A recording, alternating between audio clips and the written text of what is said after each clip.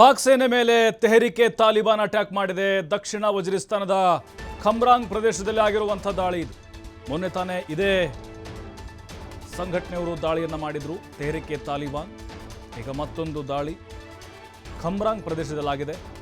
ಪಾಕಿಸ್ತಾನ ಸೇನೆಯ 16 ಯೋಧರು ಬಲಿಯಾಗಿದ್ದಾರೆ. ಮೊನ್ನೆ ಕೂಡ ಆಗಿತ್ತು ಸುಮಾರು 14 ಜನ ಯೋಧರು ಸಾವನ್ನಪ್ಪಿದ್ರು. ಆದರೆ ಈ ಪಾಕಿಸ್ತಾನದವರು ನಮ್ಮ ಮೇಲೆ ಹಾಕಿದ್ರು, ಭಾರತವೇ ಮಾಡಿಸಿದೆ ಅದನ್ನ ಅಂತ, ಇದರಿಂದ ನಮ್ಮ ಕುಮ್ಮಕ್ಕಿದೆ ಅಂತ. ಈಗ ವಿಡಿಯೋ ತುಣುಕನ್ನು ಹಂಚಿಕೊಂಡಿದೆ TTP, ನೋಡ್ತಾ ಇದ್ದೀವಿ. ಪಾಕಿಸ್ತಾನದ ಯೋಧರು ಹೋಗ್ತಾ ಇರುವಂಥ ವಾಹನವನ್ನು ಗುರಿಯಾಗಿಸಿಕೊಂಡು ದಾಳಿಯನ್ನು ಮಾಡಿದ್ದಾರೆ. ದಕ್ಷಿಣ ವಜಿರಿಸ್ತಾನದ ಖಮ್ರಾಂಗ್ ಪ್ರದೇಶದಲ್ಲಿ ನೋಡ್ತಿದ್ದ ಹಾಗೆ ಬ್ಲಾಸ್ಟ್ ಆಗುತ್ತೆ ಅಂತ ರಸ್ತೆ ಮಾರ್ಗದ ಮೂಲಕ ಯೋಧರು ಪ್ರಯಾಣವನ್ನು ಮಾಡ್ತಾಯಿದ್ರು. ನೋಡಿ, ಬಹಳ ಕ್ಲಿಯರಾಗಿ ಗೊತ್ತಾಗ್ತಾ ಇದೆ.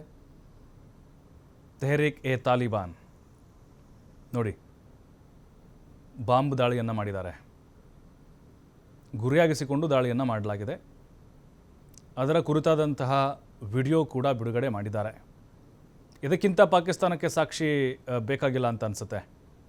ಯಾಕಂದರೆ ಮೊನ್ನೆ ಇದೇ ವಿಚಾರಕ್ಕೆ ಸಂಬಂಧಪಟ್ಟಂತೆ ಇವರೇನು ತೆಹರಿಕೆ ತಾಲಿಬಾನ್ ಅವರು ಮೊನ್ನೆ ಕೂಡ ಅಟ್ಯಾಕ್ ಮಾಡಿದ್ರಲ್ವಾ, ಭಾರತದ ಮೇಲೆ ಹಾಕಿದ್ರು ಅವರು, ನಿಮ್ಮದೇ ಕುತಂತ್ರ ಇದು ಅಂಥೇಳಿ. ನಮ್ಮವರು ಕೂಡ ಅದಕ್ಕೆ ತಿರುಗೇಟನ್ನು ಕೊಟ್ಟಿದ್ದರು.